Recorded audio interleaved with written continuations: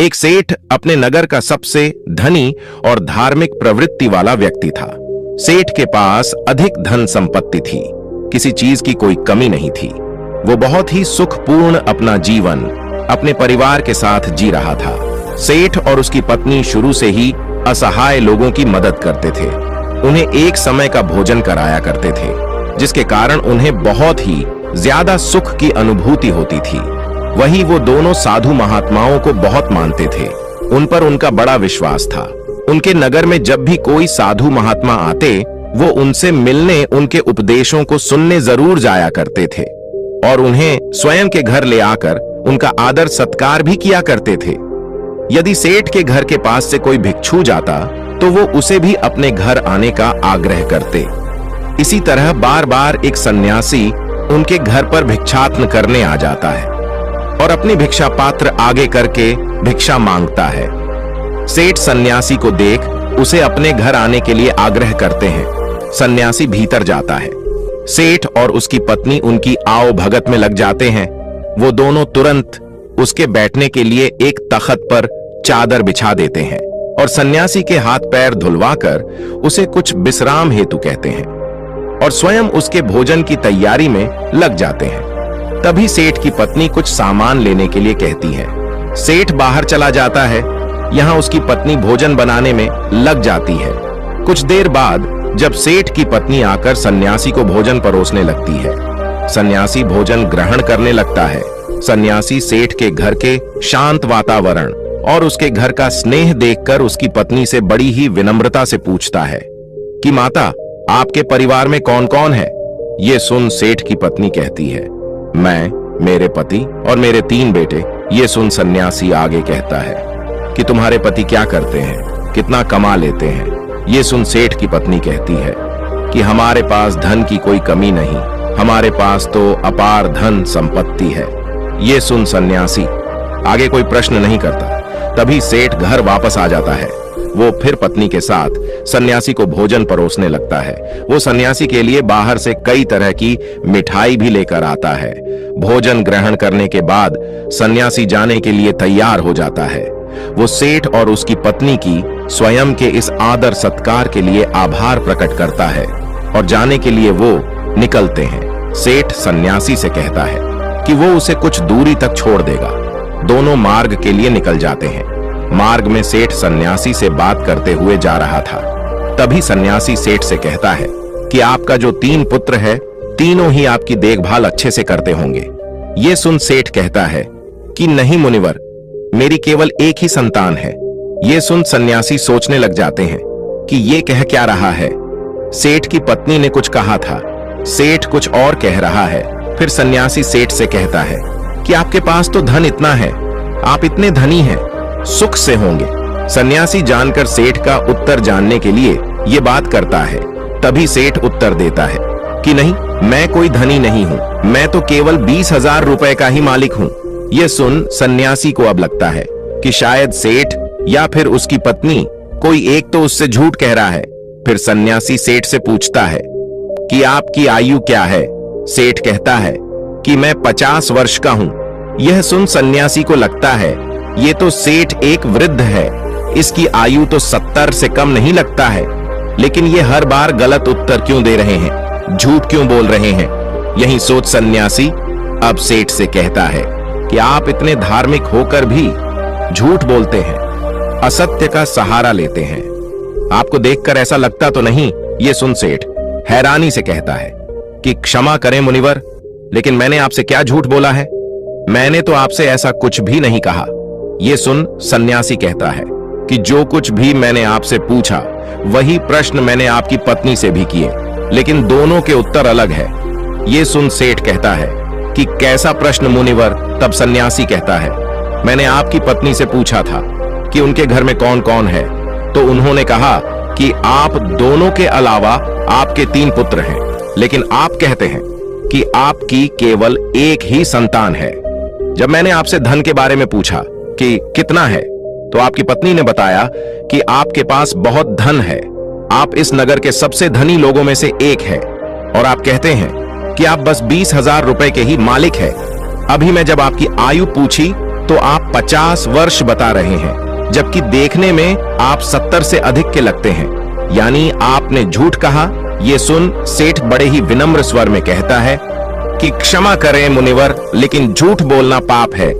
तो भला मैं आपसे झूठ क्यों बोलूंगा, और वो भी आप जैसे महात्मा से, जिन्हें मैं इतना मानता हूं। ना तो मैंने कोई आपसे झूठ कहा, ना मेरी पत्नी ने। हमने तो बस सत्य बताया है। ये सुन सन्यासी कहता है कि लेकिन आप दोनों के सत्य अलग अलग क्यों हैं? ये सुन सेठ कहता है कि ये सत्य है कि मेरे 3 पुत्र हैं।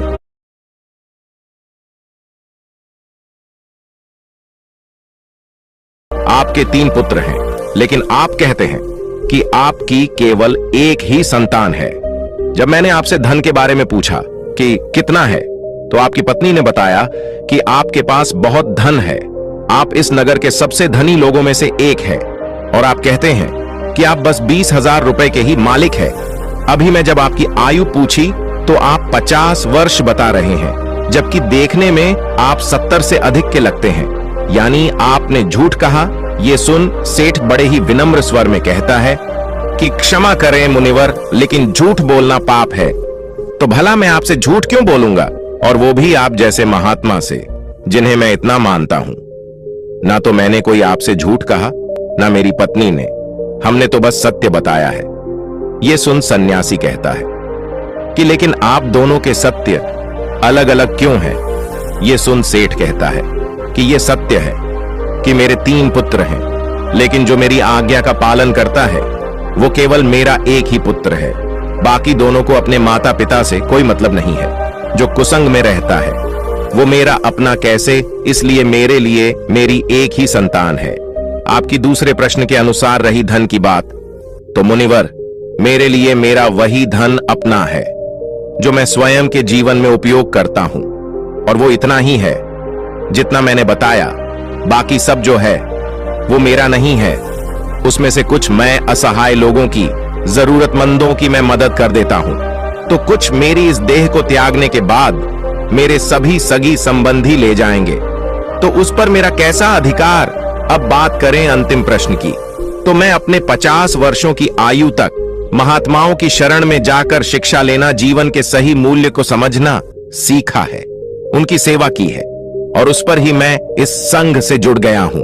यही कारण है कि मैंने आपको अपनी आयु ये बताई है। अब आप ही बताएं, क्या इसमें मैंने कुछ झूठ कहा?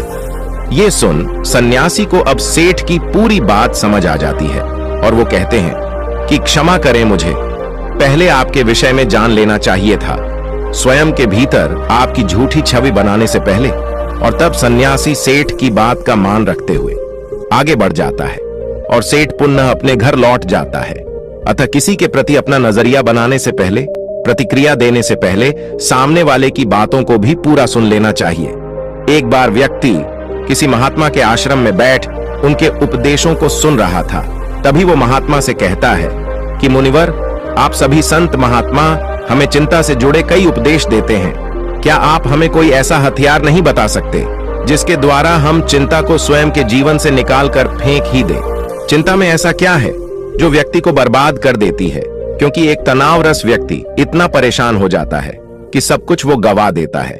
ऐसा आखिर क्यों होता है? उस व्यक्ति की बात सुन महात्मा कहते हैं कि चिंता एक ऐसी मानसिक समस्या है जो यदि व्यक्ति को पकड़ ले तो उसे डुबो देती है। उसे केवल स्वयं से मुक्त कर ही आप सुखी रह सकते हैं, और ये तब होता है जब आप स्वयं को मजबूत कर लें। आपको केवल बस ये समझना है कि स्थिति चाहे कैसी भी हो, हमें उस समय तनाव में नहीं आना है, घबराना नहीं है, बल्कि स्वयं को भीतर से मजबूत रखना है। यदि आपने अपने भीतर हौसला रखा है तो कोई चिंता आपका कुछ नहीं बिगाड़ सकती। यह सुन व्यक्ति कहता है कि किंतु ऐसा होता है क्यों? क्यों एक छोटी सी चिंता भी हमारे मुख की हंसी को छीन लेती है? ये सुन महात्मा कहते हैं कि आपको एक छोटी सी कहानी सुनाता हूं, ध्यान से एकाग्र होकर सुनना। एक बार पिता ने अपने पुत्र को काफी परेशान और निराश देखा। वो प्रतिदिन उसे यूं देखते, वो उसे देख समझ गए थे कि कोई बात अवश्य है जो उसके पुत्र को भीतर से परेशान किए हुए हैं। पिता ने कई बार पुत्र से यह पूछना चाहा कि वो किस चिंता में है, लेकिन पुत्र हर बार ये दिखाता कि कुछ नहीं हुआ और वो वहां से चला जाता। पुत्र के इस व्यवहार से पिता को यह विश्वास हो गया था कि अवश्य कोई बात है, चिंता है जो उसे भीतर से खाई जा रही है, लेकिन वो बता नहीं रहा है। तब पिता ने एक दिन पुत्र को अपने पास बुलाया और उसे समझाते हुए कहा कि जीवन में हम कितनी भी सफलता क्यों ना पा ले, लेकिन यदि हमारे भीतर चिंता या तनाव ने घर कर लिया तो ये हमारे उन्नति के बीच एक वादा बनकर आ जाती है। चिंता व्यक्ति को आगे बढ़ने नहीं देती, उसके भीतर कई सारी नकारात्मकता को भर देती है। चिंता बहुत ही भयानक होती है, ये सुखी समृद्ध घर को भी तबाह कर देती है। ये सब सून पुत्र कहता है कि आप कहना क्या चाहते हैं पिताजी, मैं समझ नहीं पा रहा हूं। तब पिता पुत्र को लेकर एक जंगल की तरफ चले जाते हैं और वहां पहुंच पुत्र से कहते हैं कि ये पेड़ जो तुम देख रहे हो ये कई वर्ष पुराना है। ये मेरे पिता के पिता यानी कि 3 पीढ़ी से भी ज्यादा पुराना पेड़ है और आज भी बाहर से उतना ही मजबूत है जितना पहले था। चाहे कितनी भी आंधी तूफान वर्षा क्यों ना आ जाए, इस वृक्ष को हिला तक नहीं पाई है। यही नहीं, इस पर न जाने आज तक कितने पेड़ भी टूट कर गिर गए हैं। बिजली गिर गई है लेकिन ये पेड़ फिर भी नहीं गिरा, वहीं पर खड़ा है पूरी मजबूती के साथ। ये सब सुन पुत्र पिता से कहता है कि लेकिन ये सब आप मुझसे क्यों कह रहे हैं। तब पिता आगे उससे कहते हैं कि यहां मेरे साथ पीछे की तरफ आओ, कुछ दिखाता हूं। ये सुन पुत्र पिता के साथ उस पेड़ के पीछे जाता है और कहता है कि ये पेड़ के पीछे दिमक देख रहे हो। पुत्र कहता है कि हां। पिता कहते हैं कि इसी दिमक ने भीतर से इसकी छालों को पूरी तरह कुतर दिया है और बाहर की तरफ पूरी तरह यह खराब हो गया है। यह सब सुन पुत्र अब की बार भड़क जाता है और कहता है लेकिन आप कहना क्या चाहते हैं, मुझे ये सब क्यों बता रहे हैं? भला मैं इन पेड़ों के बारे में जानकर क्या करूंगा? पुत्र को यूं क्रोध में देख पिता कहते हैं कि शांत हो जाओ, तुम्हें सही तरह से बात समझाने के लिए मैं ये सब कह रहा हूं। ये सुन पुत्र कहता है कि लेकिन आप समझाना क्या चाहते हैं और क्यों? तब पिता कहता है कि जिस प्रकार ये पेड़ किसी भी आंधी तूफान बारिश या फिर बिजली के गिरने पर भी नहीं गिरा, लेकिन एक दिमक ने इसे कमजोर कर दिया और इतने वर्षों से खड़े इस पेड़ को आज गिरने के लिए मजबूर कर दिया, उसी प्रकार व्यक्ति के भीतर बैठी चिंता उसके पतन का, तबाही का कारण बन जाती है। आप चाहे कितनी भी मेहनत क्यों ना कर रहे हो, उन्नति क्यों ना कर रहे हो, लेकिन यदि आपके भीतर किसी बात की चिंता है और वो बाहर नहीं जा रहा तो वो इस दीमक के समान आपको अंदर से कमजोर कर देगी और आपकी उन्नति वहीं रुक जाएगी। एक चिंता आपसे सब कुछ छीन लेगी। इसलिए स्वयं को कभी इतना तनाव में मत लाओ कि आप स्वयं के आगे ही कमजोर पड़ जाओ। पिता की ये सब बात सुन पुत्र कहता है लेकिन ये सब जानकर कोई थोड़ी करता है, परिस्थिति ऐसी हो जाती है। तब पिता आगे कहते हैं कि परिस्थिति चाहे कैसी भी हो, चिंता करने से, तनाव में आने से क्या वो सही हो जाएगी? नहीं, चिंता करना, परेशान हो जाना किसी भी समस्या का हल बिल्कुल नहीं है। जब आपको कोई मार्ग ना दिखे तो कुछ समय के लिए शांत होकर एक जगह बैठ जाओ, खुद को समय दो और फिर सोचो कि किस तरह इस कठिन समय से निकला जा सकता है। कोई भी समस्या इतनी भी बड़ी नहीं होती कि उसका हल ना हो। हर समस्या अपने साथ हल लेकर आती है। तुम्हारी समस्या का भी होगा, बस जरूरत है तो कठिन समय में स्वयं को साहसी बनाने की।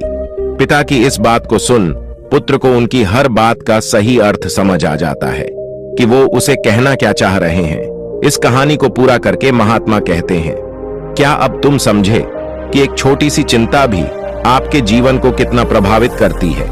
ये सुन व्यक्ति कहता है कि जी मुनिवर। महात्मा आगे कहते हैं कि चिंता, दुख, तनाव सब हमें कमजोर करते हैं।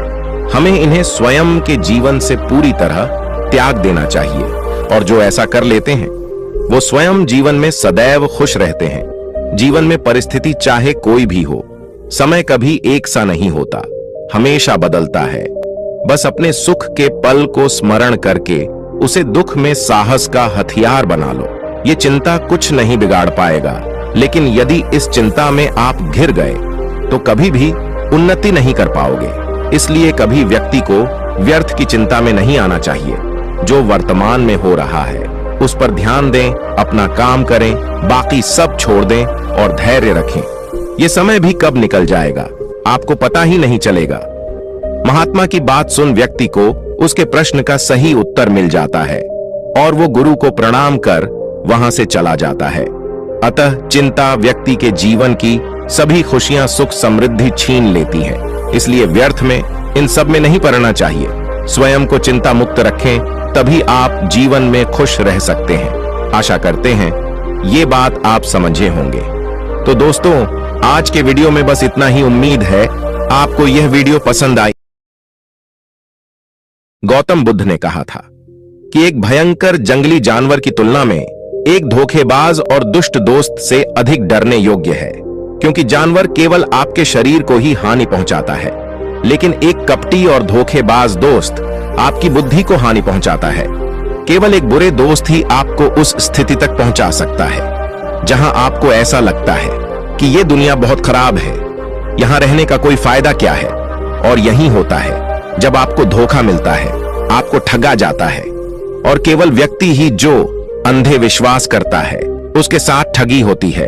हम किसी को सीधे विश्वास नहीं करते हैं। विश्वास धीरे धीरे बढ़ता है, लेकिन समय के बाद यह विश्वास इतना मजबूत हो जाता है कि हम उस व्यक्ति के सामने अपनी आंखें, कान और मन बंद कर देते हैं। और फिर ऐसी स्थिति में होता है कि हमारे सबसे विश्वास योग्य व्यक्ति हमें सबसे ज्यादा धोखा देता है। हम दुनिया में विश्वास खो देते हैं और हम सभी को संदेह के साथ देखना शुरू कर देते हैं। वास्तविकता में यह दुनिया धोखे पर चल रही है। हम किसी न किसी को धोखा देते हैं, कहीं ना कहीं या कभी ना कभी अपने जीवन में, और दूसरे लोग भी हमें धोखा देते हैं। दूसरों द्वारा धोखा देना समझना संभव है, लेकिन हमने वर्षों से खुद को ही धोखा दिया है। हम अपने आप को ऐसी बातों को मनाते हैं ताकि हमें सच्चाई का सामना ना करना पड़े, और हम अपने छोटे से दुनिया में खो जाते हैं। धोखा या विश्वासघात एक दो धारी तलवार की तरह होता है। हमें ऐसा लगता है कि हम दूसरे व्यक्ति को धोखा देकर उसे बेवकूफ बना रहे हैं, लेकिन यह कपटी तलवार हमारे सामने खड़ा व्यक्ति का गला उतना ही काटती है जितना कि ये हमारे गले को भविष्य में काटती है। आज की बौद्ध गति से आप यह जानेंगे कि हम धोखे और विश्वासघात से खुद को कैसे सुरक्षित रखें, और इस वीडियो के अंत में हम 10 ऐसे संकेत के बारे में सीखेंगे जो एक ठग और झूठा में पाए जाते हैं। एक जवान लड़का बहुत क्रोधित हालत में था और वह बकर के जरिए स्वयं हत्या करने की सोच रहा था। जब वह पहाड़ी के शिखर तक पहुंचा तो उसने चिल्लाया, ये दुनिया इतनी बुरी क्यों है? यहाँ सब इतने स्वार्थी क्यों हैं? क्या मेरे जीने का कोई मतलब नहीं है? उसी पहाड़ी के शिखर पर एक बौद्ध सन्यासी ध्यान में लीन था। उस जवान लड़के की उच्च आवाज सुनकर उसने संचय के साथ उठ गया। उसे एकदम समझ में आया कि यह जवान लड़का यहाँ स्वयं हत्या करने आया है। जब वह जवान लड़का पहाड़ी से कूदने वाला था, तभी बौद्ध सन्यासी ने उसका हाथ पकड़ा और बौद्ध सन्यासी ने उसे पीछे खींचा और कहा, क्या हुआ? क्या आगे का रास्ता खत्म हो गया है? जवान लड़का ने कहा, कौन सा रास्ता? यहाँ कोई रास्ता नहीं है। मैं यहाँ से कूदकर स्वयं हत्या करने जा रहा हूँ। बौद्ध सन्यासी ने कहा, हर किसी को एक ना एक दिन मरना होता है, लेकिन तुम इतनी जल्दी में क्यों हो? जवान लड़के ने कहा, क्योंकि यह दुनिया जीने के लायक नहीं है। यहाँ सभी स्वार्थी और धोखेबाज हैं। मैंने जिस पर भरोसा किया वो सभी ने मुझे धोखा दिया। मेरा अपना भाई ने मुझे धोखा दिया, मेरा दोस्त मुझसे धोखा दिया, लेकिन आज यह सब बहुत ज्यादा हो गया है।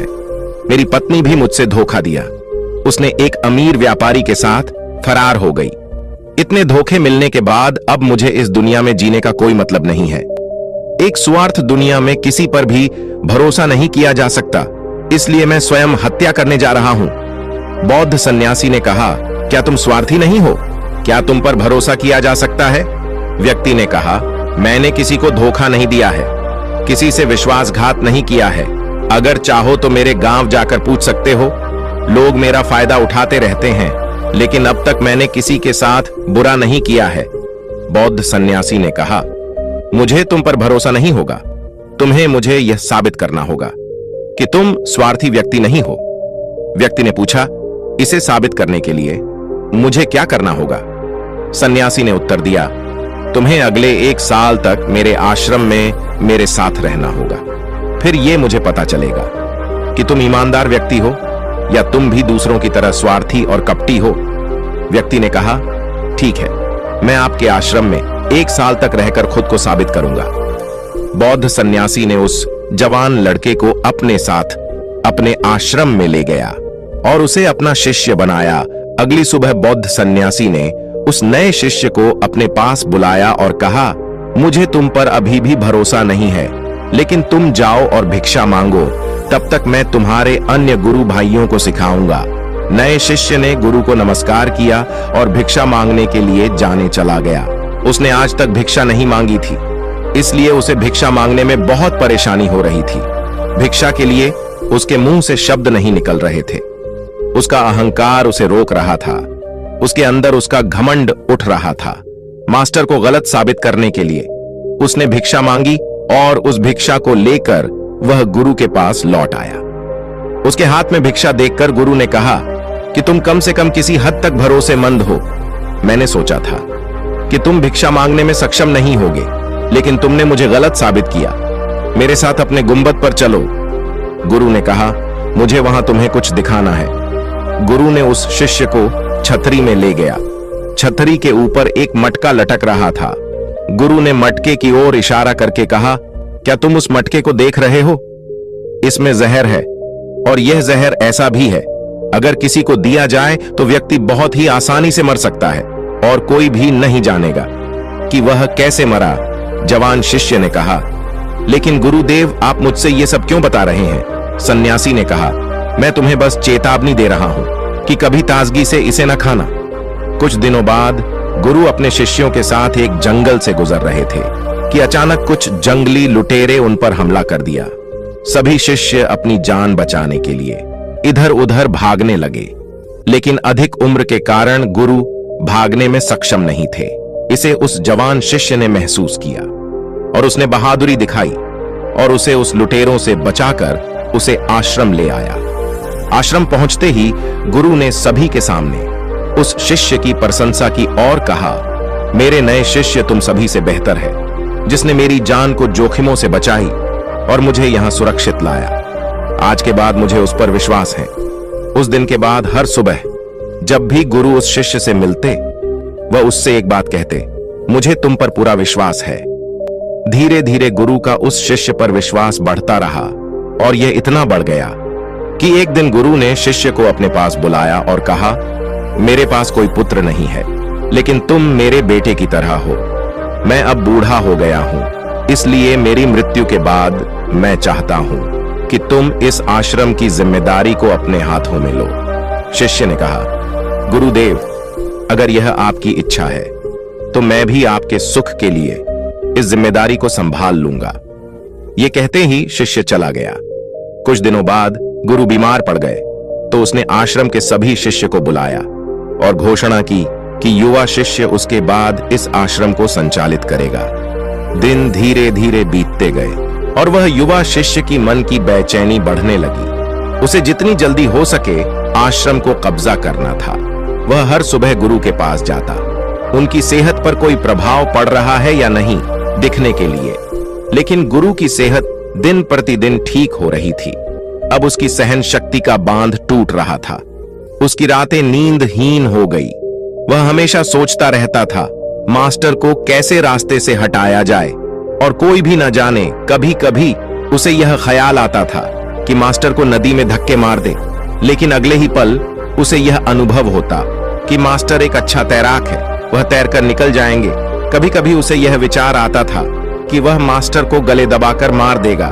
सभी जानते हैं कि मैं मास्टर का विश्वास पात्र हूं, इसलिए किसी को भी मुझ पर संदेह नहीं होगा। लेकिन फिर वो सोचते हुए अपने आप से वो बात करता है कि यदि थोड़ी सी गड़बड़ी अगर हो गई तो हालात और बिगड़ सकती हैं। उसे कुछ ऐसा तरीका ढूंढना होगा जिससे कि मास्टर तो मरे ही और सबको ये लगे कि यह एक पराकीर्तिक मौत हुई है और इसे ईश्वर ने स्वीकार किया है। एक दिन वह युवा शिष्य मास्टर के कुटिया में मास्टर के पास बैठा था। तभी उसकी नजर ऊपर लटकती हुई उस मटके पर पड़ी। उसे याद आया कि मास्टर ने कहा था कि इसमें जहर है, और वह जहर ऐसा है कि अगर किसी व्यक्ति को दिया जाए तो व्यक्ति बहुत आसानी से मर सकता है और किसी को भी पता नहीं चलेगा कि वह कैसे मरा। उसने सोचा कि इस जहर को मास्टर को देना सही होगा और कोई भी नहीं जानेगा कि वो कैसे मरा। फिर उसके पास पूरे आश्रम पर काबू पाने की संभावना भी होगी। अगले दिन उसने गुप्त रूप से मास्टर के कुटिया से वो जहर चुराया और मास्टर के भोजन में मिला दिया। मास्टर ने वो रात का खाना खाया और सो गए, लेकिन सुबह होने पर पूरा आश्रम जाग उठा, लेकिन मास्टर नहीं उठे। शिष्य गुरु के कुटिया में गए और देखा कि मास्टर मर गए हैं। जब उस युवा शिष्य को ये जानकारी मिली तो उसके अंदर बहुत खुशी हो गई और वह आश्रम का नियंत्रण संभालने का कार्य शुरू कर दिया। आश्रम में एक पुराना शिष्य भी था। वह सब कुछ खामोशी से देख रहा था। वह अपने कुटिया में गया और वहां से एक दवा लेकर आया और मास्टर को दिया। कुछ ही समय में मास्टर की चेतना वापस आई और वह ठीक से उठकर बैठ गए। ऐसा देखकर उस युवा शिष्य के पैरों तले जमीन खिसक गए। वह बहुत घबराया हुआ था। गुरु ने बाकी शिष्यों को उनके कार्यों पर भेज दिया और युवा शिष्य को अपने पास बुलाया और कहा, क्या तुम अभी भी विश्वास योग्य हो? क्या तुम मुझे धोखा नहीं दोगे? क्या तुम स्वार्थी नहीं हो?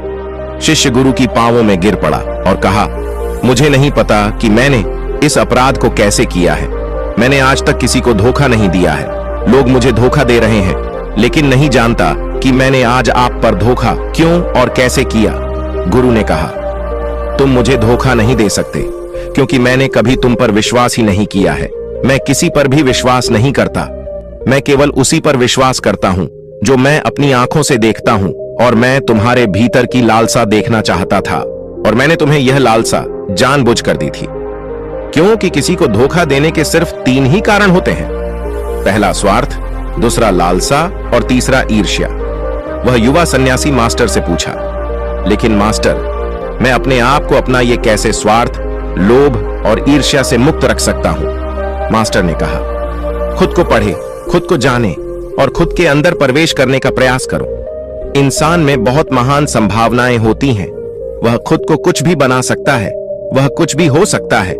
और जब आपको मौका ना मिले तो अपने अंदर देखें और जानने की कोशिश करें कि आप क्यों बदल रहे हैं, कौन आपको बदल रहा है, क्या यह परिवर्तन अच्छा है या बुरा। आत्मनिरीक्षण करो। मास्टर के इन शब्दों को सुनकर शिष्य फिर से उनके पैरों में गिर गया और कहा, मास्टर, मैं आपका शिष्य बनना चाहता हूं और जानना चाहता हूं कि मैं कौन हूं, मैं क्या हूं और मैं क्यों बदलता हूं। मास्टर ने कहा, हमारे आसपास ऐसे बहुत सारे लोग हैं और बहुत सारे ऐसे लोग रह चुके हैं जो इसका उदाहरण है, जो कभी अपने स्वार्थ, लोभ और ईर्ष्या के कारण किसी को धोखा नहीं दिया है। वह किसी का विश्वासघात नहीं करते। एक व्यक्ति तभी किसी को धोखा देता है जब उसे लगता है कि कोई नहीं देख रहा है कि वह क्या कर रहा है, और भविष्य में कोई नहीं जानेगा कि वह जो कर रहा है सही है। पकड़े जाने के बाद वह अपनी सुरक्षा के लिए अधिकतर तर्क देता है कि मैं कुछ नहीं कर सका, यही आखिरी राह थी, मुझे मजबूर किया गया था। लेकिन यह धोखा देने के पीछे की सच्चाई है जो हर विश्वासघात के पीछे छुपी होती है, लेकिन फिर भी व्यक्ति ये जानबूझकर करता है। मास्टर ने शिष्य की आंखों में देखते हुए कहा, याद रखें, हम किसी को धोखा देने पर हमें उसकी आंतरिक अभिज्ञान को चोट पहुंचाते हैं और वह इतनी बुरी तरह चोटित हो जाता है कि फिर वह किसी पर भरोसा नहीं कर पाता। वह अंदर से बहुत ही दुखी और अकेला महसूस करने लगता है। इसलिए यदि आप चाहते हैं कि कोई आपको धोखा ना दे तो आप अपनी आंखें, कान और मन को खुले रखें।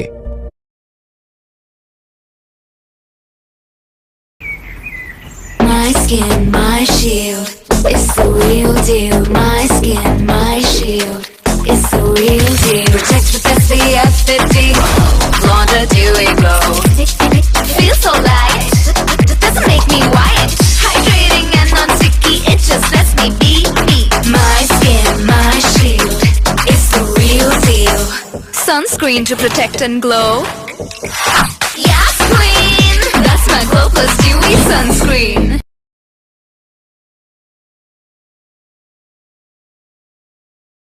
लोगों पर विश्वास करें, लेकिन इतना विश्वास मत करें कि वे आपका फायदा उठाने लगे। हमेशा अपने सबसे महत्वपूर्ण कार्यों पर नियंत्रण में रहे और कभी कभी खुद को जांचते रहे, क्योंकि जिस धोखे को आप टालना चाहते हैं, क्या आप किसी दूसरे के साथ वैसा ही धोखा कर रहे हैं? अगर कोई आपको फिर भी धोखा दे रहा है तो निराश ना हो, क्योंकि हर विश्वासघात किसी व्यक्ति को कुछ ना कुछ सिखा कर जाता है। धोखा खाने के बाद एक व्यक्ति पहले के मुकाबले ज्यादा सतर्क और सावधान हो जाता है। इसलिए अपने जीवन को बिगाड़ने की आदत ना डालें, बल्कि इसे एक सबक समझें और आगे बढ़े। मास्टर ने कहा, ये हैं धोखेबाज व्यक्ति के 10 निशानियां एक चालाक व्यक्ति के, जो आपको धोखा दे सकते हैं, आपके चैन चुरा सकते हैं और आशा की गहरी समुद्र में डूबते हुए आपकी जिंदगी खत्म कर सकता है। पहला चिन्ह, वह व्यक्ति जो झूठा होगा, वह धोखेबाज होगा, वह सब कुछ आपसे छुपाएगा। आप उसके बारे में दूसरे लोगों से जानेंगे और जब आप पूछेंगे वह कहेगा कि उसे बताना भूल गया। उसके साथ बहुत समय बिताने के बावजूद आप उसके बारे में ज्यादा नहीं जान पाएंगे। वह आपके बारे में क्या सोचता है, उसकी जिंदगी में क्या चल रहा है, यह आपको हमेशा भ्रमित करेगा, क्योंकि वह सब कुछ आपसे छुपाएगा, क्योंकि वह सच्चा आदमी है ही नहीं। एक सच्चा आदमी को अपने बारे में बताने से कोई परेशानी नहीं होती। वह आपके साथ लगभग सब कुछ साझा करता है, लेकिन एक धोखेबाज बहुत सतर्कता से चलता है। इसलिए हमें इन बातों पर ध्यान देना चाहिए, जिनके साथ हम एक संबंध में हैं, जिनके साथ हम अपने जिंदगी का विश्वास और प्यार का सौदा करने जा रहे हैं। क्या वह हमारे साथ अपने जीवन की पूरी कहानी साझा करता है या नहीं? क्या वह बातें हमसे छुपाता है? अगर वह छुपाता है तो वह व्यक्ति एक बड़ा धोखेबाज है। दूसरा चिन्ह, वह व्यक्ति जो धोखेबाज हो या हमारे साथ सच्चा प्यार नहीं है, तो वह हमारी परवाह नहीं करेगा। हम उसकी परवाह कितनी भी करें, हम उसके लिए कुछ भी क्यों ना करें, लेकिन वो हमारी परवाह बिल्कुल भी नहीं करेगा। और यह एक बार ही नहीं दिखेगा, बार बार दिखेगा, लेकिन हम इसे नजरअंदाज करते हैं। ये हमारी गलती है, क्योंकि हमारे मोहित होने के कारण हम अपनी आंखों के सामने सच्चाई को नहीं देख पाते। यह हमारी गलती है। अगर हम थोड़ा सावधानी से ज्यादा देखने की कोशिश करें तो हमें पता चलेगा कि वह हमारी परवाह नहीं करता। तीसरा चिन्ह, एक धोखेबाज व्यक्ति भी बड़ा झूठा होता है। उसके शब्द उसके आपसी मेल नहीं खाते, उसकी जीभ बदलती रहती है, वह अपने वचनों को नहीं निभाता, लेकिन हम उसकी झूठे में फंस जाते हैं, इसलिए हम उसे पहचान नहीं पाते। चौथा चिन्ह, एक धोखेबाज व्यक्ति हमारे मुख पर प्रशंसा और सराहना हमारे सामने करेगा, लेकिन वह कभी भी हमारी प्रशंसा नहीं करेगा और हमें सम्मान नहीं करेगा, चाहे हम उसके लिए मर जाएं। वह हमें कभी सराहना नहीं करेगा और हमें उतना महत्व नहीं देगा जितना कि हम अपनी जिंदगी में देते हैं, क्योंकि वह हमें एक दिन धोखा देगा। इसलिए यह बेहतर है कि हम सतर्क रहे, पहले ही बहुत धोखे खा चुके हैं। पांचवा चिन्ह, वह कहते क्या है, उस पर आपको ध्यान देने की वजह उनके कार्यों पर ध्यान केंद्रित करें।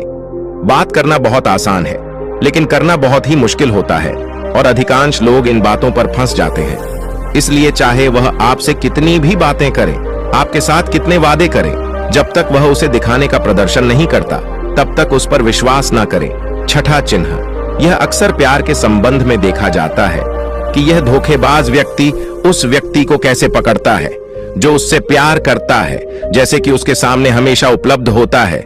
वह कहीं नहीं जा रहा है, वह उसके लिए यहां रहेगा, उसे ना तो सम्मान करेगा और ना ही सम्मान देगा, और अगर सम्मान के लिए विनती की जाए तो वह उसे और अधिक अपमानित करेगा। यदि आपको संबंध में किसी से विनती करनी हो तो मुझसे समझो कि उसमें आपके लिए प्यार नहीं है। जो वास्तव में आपसे प्यार करता है वह चाहेगा कि आपके साथ अधिकांश समय बिताए, जिससे आप समय के लिए विनती करें। समझो कि उसमें आपके लिए प्यार नहीं है। सातवां चिन्ह, वह हर चीज के लिए समय निकाल सकता है, लेकिन कभी भी आपके लिए समय नहीं निकालेगा। वह अपने जीवन में आपके लिए कुछ भी नहीं छोड़ेगा, लेकिन आपको कभी नहीं छोड़ेगा। वह तभी आपसे बात करेगा जब उसे मन करेगा, न कि जब आपको उनकी जरूरत होगी। वह आपको किसी और के साथ बदल सकता है, लेकिन आपके लिए कुछ नहीं बदलेगा। ना तो उनकी आदतें, ना ही उनका स्वभाव और ना ही उनकी सुविधा। 8वां चिन्ह, वह कभी भी आपको आपके प्रति समर्पित और आज्ञाकारी नहीं होगा। जैसा कि हम आपके साथ हमेशा रहेंगे, चाहे जो भी हो, हम समर्थन करेंगे, चाहे जैसा भी समय हो। वह सिर्फ अपनी शर्तों पर ही आपके साथ रहेगा। जब उसे आराम और अच्छा लगेगा तभी वह आपके साथ रहेगा, और अगर उसे थोड़ा भी चोट लगे तो वह चला जाएगा, क्योंकि वह कभी भी अपनी सुविधा के लिए, अपने सीमा के बाहर कुछ भी करने के लिए नहीं आएगा। 9वां चिन्ह, वह हमेशा आपको चोट पहुंचाएगा, कभी जानबूझकर और कभी बिना जाने कि वह आपको कितना चोट पहुंचा रहा है, और आपका हृदय लगातार दुखेगा। आप उस व्यक्ति के साथ खुश रहेंगे जो वास्तव में आपसे प्यार करता है। उसके साथ होने से आपको ऐसा लगेगा कि आप हवा में हल्के से उड़ रहे हैं। और अगर आप एक धोखेबाज और गलत व्यक्ति के साथ संबंध में हैं, तो सब कुछ भारी और असावधान लगेगा। ऐसा लगेगा कि कुछ गड़बड़ है। अंदर से एक आवाज आएगी कि यह संबंध आपके लिए सही नहीं है। और यदि इसे सुनने के बावजूद आप इसे नजरअंदाज करते हैं, तो यह आपकी गलती होगी। 10वां चिन्ह, आपके जीवन में वे कहीं नहीं है। आपके जीवन में उनकी कोई विशेष जगह नहीं है। जब चाहे वे आसानी से आपके जीवन से आपको निकाल सकते हैं, और उन्हें कुछ फर्क नहीं पड़ेगा। यदि आप यह नहीं मानते और उनकी सच्चाई जानना चाहते हैं, तो आप अपनी जीवन से कुछ दिनों के लिए गायब हो जाइए। उन्हें कुछ फर्क नहीं पड़ेगा, बल्कि वे खुश रहेंगे। अच्छा है कि समस्या हमारे जीवन से चली गई है। अब हम आजाद हैं और हम जो चाहे वो कर सकते हैं। यदि आप भी अगर ऐसे व्यक्ति के साथ संबंध में हैं, तो आप अपने बुद्धि को संयम में लाइए और जितनी जल्दी हो सके इससे बाहर निकले। मुझे विश्वास करें, ऐसे संबंध से बाहर आने के बाद आपको सुख, शांति और प्यार मिलेगा। और क्या दुनिया में सिर्फ एक ही व्यक्ति है? यदि आप एक खराब व्यक्ति को छोड़ देते हैं, तो 10 अच्छे लोग आपके जीवन में आएंगे जो आपको सम्मान और प्यार देंगे। और जब तक आप इस तरह के झूठे व्यक्ति के साथ हैं, तब तक आप अपने अच्छे लोगों को नहीं देख पाएंगे। लेकिन जैसे ही आप ऐसे धोखेबाज व्यक्ति को छोड़ देंगे, अच्छे लोग आपके जीवन में आना शुरू हो जाएंगे।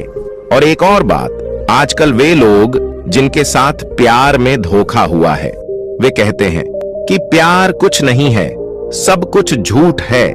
आजकल सब कुछ झूठा है, लेकिन यह पूरी तरह से सही नहीं है। जिस व्यक्ति ने आपको धोखा दिया है, उससे प्यार के अर्थ की जानकारी नहीं थी। लेकिन आज भी दुनिया में बहुत सारे ऐसे लोग हैं जो प्यार को कैसे करना है जानते हैं, और उसे बरकरार रखने की भी जानते हैं। धोखा खाए लोग अपनी ओर से सच्चा प्यार करता है।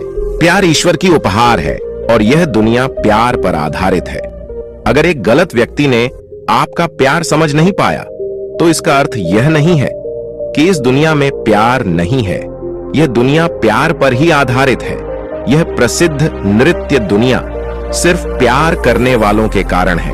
और अंत में एक और बात, यदि आप अपने परिवार के सदस्यों से धोखा खा चुके हैं या आपस में गलतफहमी हो गई है, तो एक दूसरे के बात समझने का प्रयास करें। एक दूसरे को जानें और एक दूसरे को माफ करें।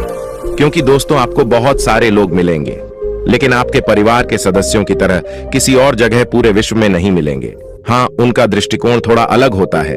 वे थोड़े दूर के होते हैं, आपके परिवार के बाहर, जैसे कि आपके दोस्त, दूर के रिश्तेदार या पड़ोसी। लेकिन परिवार के सदस्यों को माफ कर देना बुद्धिमान होता है। तो दोस्तों, आज के वीडियो में बस इतना ही। उम्मीद है आपको ये वीडियो पसंद आई होगी। अगर पसंद आई होगी तो वीडियो को एक लाइक करना मत भूलिएगा। ओम बुम बुधाय नमः, ओम बुम बुधाय नमः, ओम बुम बुधाय